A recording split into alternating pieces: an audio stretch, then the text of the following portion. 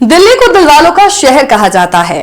ये वो शहर है जो देश की राजधानी है और यहां आपको दुनिया भर के लोग मिल जाएंगे। राष्ट्रीय और अंतर्राष्ट्रीय हर तरह के लोग यहां पर मौजूद रहते हैं और इसी के साथ यहां हर तरह के क्राइम भी होते हैं। दिल्ली निर्भया कांड को लेकर भी फेमस है और इसे राष्ट्रीय शर्म की बात ही कहेंगे कि उसके 10 साल बाद भी अब तक स्थितियों में कोई सुधार नहीं हुआ है। नमस्कार, जॉस हिंदी देख रहे हमारे सभी दर्शकों का बहुत बहुत स्वागत है। निर्भया केस के एक दशक बाद पर यह खास विशेष रिपोर्ट आज आप सभी के समक्ष लेकर हाजिर हुए हैं। हाल ही में दिल्ली में एक स्कूली छात्रा पर एसिड अटैक हुआ, जिसकी हाल ही में हमने बात भी की। दिल्ली की बात कर रहे हैं। दिल्ली एक ऐसा शहर है जो सबको बाहें फैलाकर खुद में शामिल कर लेता है, लेकिन क्या ऊपरी चकाचौंध के बीच हमारी जिंदगी वैसी ही है जैसी होनी चाहिए? यहां पर एक बड़ा सवाल है। वो दिल्ली में पिछले कई सालों से रह रही है और आज आपसे ये बात करने जा रही है कि क्या वो दिल्ली में सुरक्षित महसूस करती है। दिल्ली एनसीआर में नौकरी करना और यहां अपनी जिंदगी जीना आसान नहीं। रोज की भाग दौड़ के बीच वो खुद को कहीं खोया हुआ महसूस करती है। एक बात जिसके बारे में उसे पता है वो ये है कि इस जगह पर एक डर है। भले ही उस डर को हम मजाक में ही ले जाएं और कहें कि भाई ये तो दिल्ली है और यहां रात को सर पर कफन बांधकर निकला जाता है, पर दिल्ली एनसीआर में वो रात ढलने के बाद सुरक्षित महसूस नहीं करती। दिल में कहीं ना कहीं एक याद आती है कि इस जगह निर्भया ने अपना दम तोड़ा था और अपने दिमाग से वो ये निकाल ही नहीं पाती। चलिए समझते हैं कि आज भी निर्भया जैसी ही कई लड़कियों को, कई महिलाओं को कहां कहां डर लगता है, फिर चाहे वो दिल्ली हो या दिल्ली से अलग कोई और शहर ही क्यों ना हो। कहां कहां लगता है उसे डर। दिल्ली में रात में मुनिरका के पास का इलाका जहां निर्भया कांड हुआ था, वहां वो आज तक नहीं जा पाई। उसे रात में दिल्ली से नोएडा आने में डर लगता है आज, और ऐसे ही नोएडा से दिल्ली जाने में भी लगता है। वो एक बार भी फरीदाबाद या फिर नोएडा के अंदरूनी इलाकों में नहीं जा पाई। क्यों? क्योंकि उसे डर लगता है। ये जगह अच्छी साबित हो सकती है, लेकिन पुरानी दिल्ली से शाम ढलने के बाद उसे घर वापस आना आता है। क्यों? क्योंकि उसे डर लगता है। रात में अगर ऑफिस में ही 9 बज गए हैं तो उसे घर जाने में डर महसूस होने लगता है।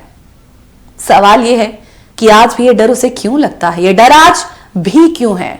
और अगर यह क्यों आज भी है कहीं ना कहीं, तो इसे फिर समझने की जरूरत तो है ही ना कि ऐसी कौन सी जगह हैं, ऐसे कौन से एरियाज हैं, ऐसी कौन सी स्थितियां हैं जहां पर वुमेन सेफ्टी कॉम्प्रोमाइज हो जाती है। पब्लिक ट्रांसपोर्ट इसमें से एक हो सकता है। दिल्ली में यह माना जाता है कि पब्लिक ट्रांसपोर्ट सुरक्षित नहीं है। ऐसे में कितने पुलिस वाले वहां मौजूद हैं, आज कितनी सुरक्षा वहां है, ये सब कुछ हमारा परसेप्शन बदलती है। हमारे सामने खबरें आती हैं कि किसी लड़की के साथ कोई मामला हुआ है, लेकिन उसके बाद क्या प्रोसीडिंग चल रही है, किस तरह की सजा दोषियों को दी जा रही है, आखिर आगे हो क्या रहा है, इसके बारे में हमें नहीं पता होता है। और ये एक कारण हो सकता है डर का। हमें बस एक इंफॉर्मेशन दी जाती है कि इस इलाके में ये चीज हो गई और ऐसे में एक डर का माहौल पैदा होता है। उसके आगे क्या चल रहा है वो हमें समझ में ही नहीं आता और फिर क्राइम ज्यादा बड़ा हो जाता है। और यही वजह है, यही कारण है कि लड़कियों में डर का माहौल पैदा होता है। और इसीलिए लड़कियों में आखिर आज भी डर है, तो ये डर क्यों है? 16 दिसंबर 2012 को हुए निर्भया गैंगरेप केस को आज 10 साल हो गए हैं। घटना के दोषियों को 3 साल पहले फांसी दी गई। निर्भया केस में अक्षय ठाकुर, मुकेश सिंह, विनय शर्मा और पवन गुप्ता समेत 6 दरिंदे शामिल थे। इसमें से राम सिंह नाम के एक आरोपी ने जेल में ही फांसी लगाकर आत्महत्या कर ली थी। जबकि एक नाबालिग को सुधार गृह से रिहा कर दिया गया। हालांकि वो नाबालिग कुछ ही महीनों बाद 18 साल का होने वाला था, लेकिन कोर्ट ने मौजूदा कानून के आधार पर उसे नाबालिग मानते हुए सजा देने की बजाय सुधार गृह में भेजने का फैसला सुनाया। निर्भया के दोषियों में यही एक चेहरा है जिसे आज तक देश ने देखा ही नहीं। दिल्ली में कड़कड़ाती ठंड के बीच 10 साल पहले आज ही के दिन निर्भया के साथ हुई हैवानियत की घटना आज भी लोगों को अंदर से झकझोर देती है। आज भी लोग, खासकर लड़कियां, उस भयानक रात को याद कर सिहर जाती हैं और देश की राजधानी दिल्ली में निर्भया गैंग रेप की उस घटना ने पूरे देश को गुस्से से भर दिया। मानवता को शर्मसार करने वाली इस वारदात को 10 साल पहले आज ही के दिन यानी 16 दिसंबर को अंजाम दिया गया था। और हर बार तब से लेकर अब तक सिर्फ एक ही बात हम बार बार दोहराते हैं कि इंसान का जब अंत हो जाए तो वो एक बहुत बड़ी व्यथा नहीं है, लेकिन जब इंसान के अंदर इंसानियत खत्म हो जाए ना, तो ये बहुत बड़ी व्यथा है जिस पर चिंतन करने की आज के समय की जरूरत है। निर्भया केस के एक दशक बाद की ये खास विशेष पेशकश आप सभी के सामने लेकर हाजिर हुए हैं और ब्रेक के बाद एक बार फिर से आप सभी का स्वागत करते हैं। निर्भया गैंग रेप केस को आज 10 साल हो चुके हैं और इसके ठीक 2 दिन पहले राजधानी फिर से शर्मसार हुई है। दिल दहला देने वाली एक और घटना सामने आई। बेखौफ अपराधियों ने एक बेटी को निशाना बनाया था और स्कूल जाने के लिए घर से निकली स्टूडेंट पर बाइक सवार 2 नकाबपोशों ने उस पर एसिड फेंक दिया था। 17 साल की लड़की का सफदरजंग अस्पताल में इस वक्त इलाज जारी है। कुछ सरफिरों के कारण एक और बच्चे की जिंदगी हो गई है बर्बाद। क्या बातों में बेटियां हैं? 10 साल में क्या बदला है? फल तरकारी की तरह तेजाब की ऑनलाइन बिक्री हो रही है। अपराधी खुल्लम खुल्ला वारदातों को अंजाम देकर घूम रहे हैं और एक्शन के नाम पर मुंह हिलाने का काम चल रहा है। पीड़ित बेटियों का तो पता नहीं, लेकिन अपराधी कानून से खिलौने की तरह खेल रहे हैं। उन्हें ना तो पुलिस का कोई डर है, ना ही अदालतों का। ऐसा है तो इसकी वजह सिस्टम का निठल्लापन कहा जा सकता है। सालों साल पीड़ित ही पीड़ित रहता है। उसके दर्द पर एक्शन के मरहम की जगह निकम्मेपन का नमक छिड़क दिया जाता है। सड़कों पर निकलती ये बेटियां हमारे आपके घर की ही तो हैं।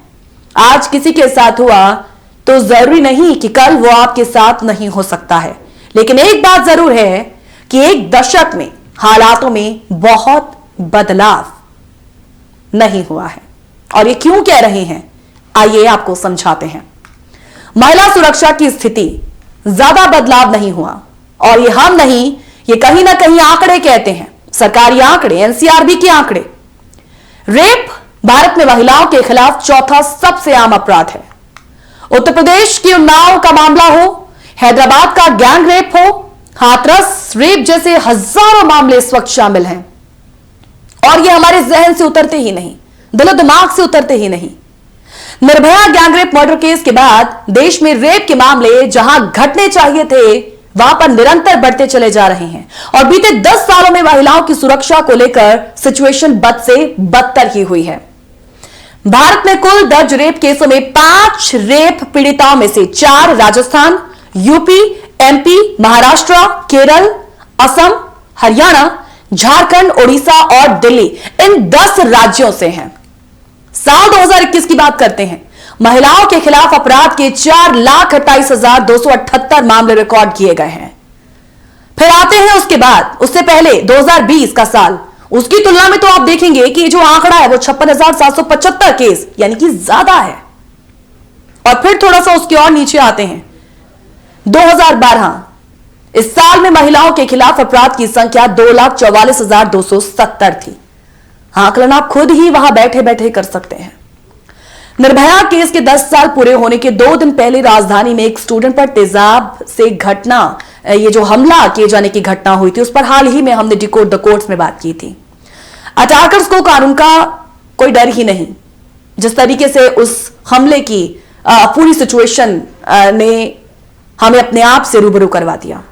सिस्टम भी देखिए जस का तस चल रहा है और पीड़ित इसके लिए सरकार से लेकर जुडिशियल सिस्टम को कटघरे में खड़ा करते हैं। राजधानी दिल्ली में निर्भया के साथ जघन्य अपराध को 1 दशक बीत चुका है, लेकिन 2 करोड़ की आबादी वाले इस शहर में अभी भी कई महिलाएं रात में सफर करने से डरती हैं। ये क्यों बीच में आ जाता है? निर्भया कांड के बाद से उनकी मां आशा देवी महिला सुरक्षा की प्रमुख प्रचारक बन चुकी हैं और हर एक बच्ची के लिए वह प्रमुखता से अपनी आवाज उठाती हैं। यौन उत्पीड़न, दुर्व्यवहार से बचे लोगों के परिवारों के साथ परामर्श, कानूनी लड़ाई में उनका समर्थन करना अब उनका यही काम है, उनकी यही जिम्मेदारी है। आशा देवी को अपनी बेटी के लिए संघर्ष करना पड़ा, महिलाओं की सुरक्षा, अधिकारों के लिए, उनके काम के लिए कई काम करने पड़े हैं और उन्हें पुरस्कार से नवाजा भी गया। Acid attack survivor Lakshmi Agarwal, ये नाम शायद आपको याद होगा। अगर एसिड अटैकर्स बार बार ऐसी घटनाओं को अंजाम देते हैं, वो कहती हैं कि बार बार यदि घटनाएं होती हैं तो उसकी सिर्फ एक वजह है, वो ये है कि आरोपी, उस मानसिक विकृत वाले जो लोग हैं वो बेखौफ हैं, कानून का उन्हें कोई डर नहीं। जब तक अपराधियों में डर नहीं बनेगा ये हमले रुकने वाले नहीं हैं। दूसरी बात यह है कि सिस्टम पीड़ित को ही पीड़ित करने वाला है। उसके सामने तरह तरह की मुश्किलें आती हैं, इनमें अस्पताल में इलाज कराने से लेकर कोर्ट का जो प्रोसीजर और समाज का सामना करना, ये तमाम बातें शामिल हैं। फास्ट ट्रैक कोर्ट, इन सब के होने के बावजूद आज न्याय मिलने में देरी होती है। ये सिर्फ नाम का फास्ट रह गया। 10 सालों में इसमें कुछ खास बदलाव नहीं हुए। जिंदगी को तबाह करने वाला एसिड आज जहां तहां मिल रहा है। नियमों को ताक पर रखकर तेजाब की बिक्री हो रही है और एसिड बिक्री को लेकर सुप्रीम कोर्ट के साफ ऑर्डर्स हैं। देश की सबसे बड़ी अदालत ने 2013 में कहा था कि इसकी बिक्री के लिए सरकार से लाइसेंस हासिल करना जरूरी है। यह और बात है कि इसे फल भाजी की तरह आज हर कहीं से खरीदा जा सकता है। सुप्रीम कोर्ट के आदेश देने का फायदा तो शायद तभी है ना जब इसे अमल में लाया जाए, लेकिन इस मोर्चे पर कहीं ना कहीं कोई विफल है तो वो है सरकारें। दिल्ली महिला आयोग की चेयरपर्सन स्वाति मालीवाल का यह कहना गलत नहीं है कि एसिड बिक्री पर अंकुश लगाने के लिए निरीक्षण नहीं किया जा रहा है। भला इनकी ऑनलाइन बिक्री हो कैसे रही है? और बात निर्भया फंड की भी कर लेते हैं। हाल ही में इसको लेकर एक बहुत बड़ा खुलासा हुआ। स्टूडेंट पर एसिड अटैक की घटना के बाद दिल्ली हाई कोर्ट ने गुस्सा जाहिर किया था। कोर्ट ने महिला सुरक्षा से जुड़े मामले में न्याय मित्र की भूमिका निभा रही वकील मीरा भाटिया, इसे लेकर एक सवाल उठने पर आग बबूला हो गई थी। जब सवाल उठा कि क्या पीड़ित बच्ची को इलाज के लिए कोई आर्थिक मदद मुहैया कराई गई, तो जानते हैं उन्होंने क्या कहा कि ऐसे पीड़ितों के लिए निर्भया फंड के इस्तेमाल की बात कही गई थी। फंड से पीड़ितों को तत्काल आर्थिक मदद मिलनी चाहिए, इससे उन्हें शुरुआती इलाज लेने में दिक्कत नहीं। हालांकि फंड का इस मकसद के लिए इस्तेमाल होता हुआ नजर नहीं आता। सुनाई तो आज ये पड़ता है कि महाराष्ट्र पुलिस ने निर्भया फंड की मदद से पीसीआर वैन्स खरीद ली, और वो भी एक नहीं बल्कि बहुत सारी। क्या आप इसे फंड का सदुपयोग कहेंगे? और इसी को लेकर उपजते हैं और भी ढेर सारे सवाल। निर्भया केस के 1 दशक बाद पर हमारी एक खास विशेष पेशकश। ब्रेक के बाद एक बार फिर से आप सभी का स्वागत करते हैं। गली से लेकर मोहल्ले तक, सुनसान सड़क हो या भीड़ भरी बस, कहीं भी तो वो सुरक्षित नहीं। आज भी जब वो अपने घर से निकलती है तो दूर दूर तक अनजान सी घूरती नजरें, वो डर सहम सी जाती है। क्यों हमेशा उसके सम्मान का गला घोंट दिया जाता है? क्या है दोष उसका? यही कि वो एक लड़की है। जब 23 साल की एक छात्रा और उसके दोस्त ने हाथ देकर उस बस को रोका और उस पर चढ़ गए थे, उसके बाद जो हुआ उससे तो जैसे सब कुछ बदल ही गया। हिंसा की परिभाषा, उससे लड़ने के हथियार और उबरने के जरिए। उस छात्रा का सामूहिक रेप और बाहरी चोटों से मौत के बाद मीडिया ने उसे नाम दिया निर्भया। लेकिन निर्भया केस पर मीडिया की पैनी नजर और उस पर उबले आम लोगों के गुस्से ने आप और हम और कितनी ही महिलाओं या कितनी ही बच्चियों को कितना निर्भय बनाया, ये एक सवाल बनकर ही रह गया। इस सवाल का जवाब सीमा नाम की कोई लड़की या स्नेहा नाम की कोई लड़की या बरखा नाम की कोई लड़की या अरुणा, कोई भी आप काल्पनिक नाम दे दीजिए, वो इसका आंसर दे सकती है। हम और आप भी दे सकते हैं। एक सीधा सा सवाल है, और वो सवाल ये कि दिल्ली की या किसी भी अन्य राज्य की सड़कों से बचाने के लिए अगर लड़की को गांव भेज दिया जाए या उसे घर पर ही रख लिया जाए तो क्या वहां पर वो सुरक्षित है?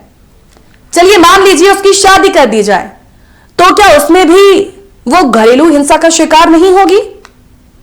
उसे वहां पर मारा जा सकता है। तो सवाल यह है कि वो सुरक्षित है कहां? ये तमाम सवाल बड़े पैमाने पर उस वक्त भी पूछे जा रहे थे जब निर्भया कांड हुआ, और आज भी पूछे जाते हैं। उस वक्त भी सरकार पर कुछ करने का दबाव था, जिसके चलते रिटायर्ड जस्टिस वर्मा की अध्यक्षता में कमेटी बनाई गई और दशकों से संघर्ष कर रहे देश भर के महिला संगठनों और एक्टिविस्ट को मौका मिला और उन्होंने कमेटी के सामने अपनी बात रखी।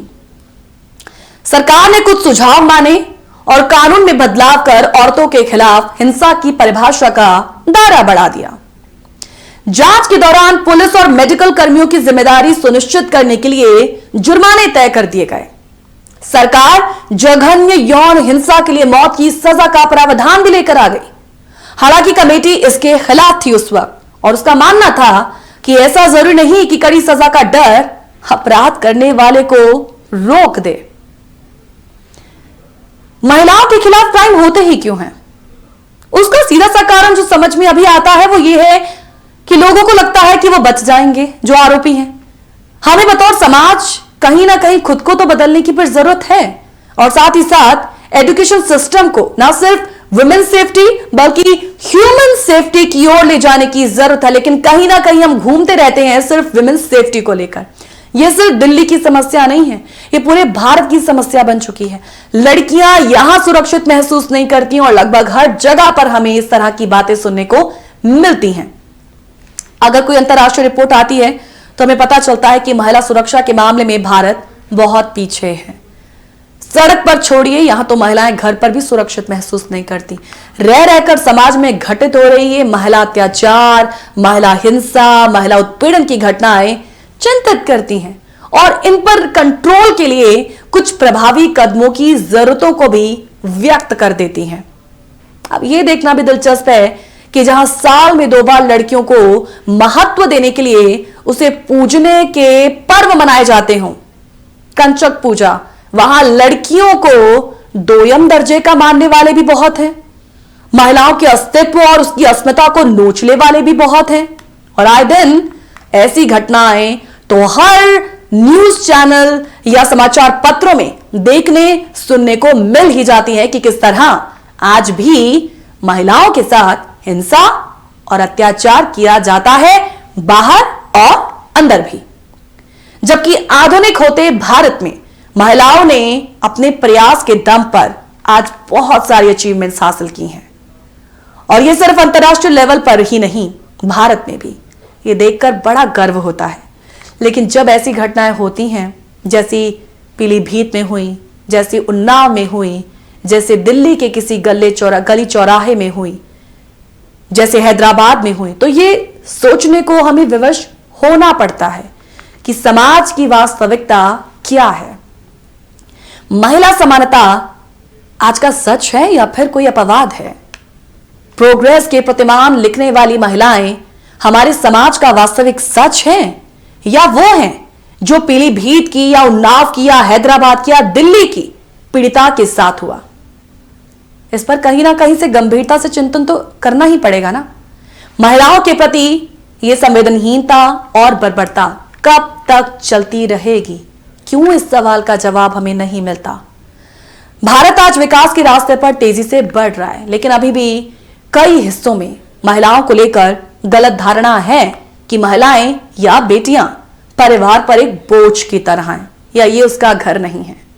एक विकृत मानसिकता भी कायम है कि वो भोग्य की वस्तु हैं, उन्हें पांव के नीचे रखा जाना चाहिए। यूं ये घटनाएं आए दिन होने वाले जघन्य अपराधों की ही अगली कड़ी है, मगर ये पुरुषवादी सोच, ये पेट्रियार्कल सोसाइटी और समाज के उस ढांचे को भी सामने करती है जिसमें महिलाओं की सहज जिंदगी लगातार मुश्किल बनी हुई है, संकटग्रस्त है, असुरक्षित है। भले महिलाओं ने अपनी जंजीरों के खिलाफ बगावत कर दी है आज, लेकिन देश में ऐसा वर्ग भी है जहां आज भी महिलाएं अत्याचार का शिकार हैं।